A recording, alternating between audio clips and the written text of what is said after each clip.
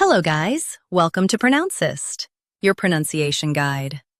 Today we will learn how to pronounce the word shown on the screen. Penitent. First, let's hear its American pronunciation. Penitent. Now, read the syllables of U.S. pronunciation shown on the screen naturally. Pen. Tunt. Penitent. Pen. Tunt. Penitent. Now, let's focus on British pronunciation of this word. Penitent. Now, read the syllables of British pronunciation shown on the screen naturally.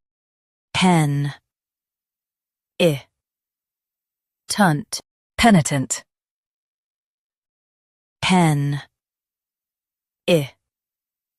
Tunt. Penitent. US uses UK uses in tunt. Penitent. Penitent. Practice repeatedly and you'll soon be able to say this word perfectly. The best way to practice is to repeat the syllable multiple times. The meaning of the word is feeling regret for wrongdoing.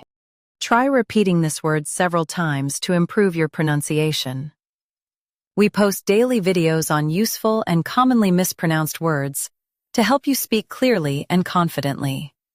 Like this video and subscribe to Pronouncist for more pronunciation guides. Thanks for watching us.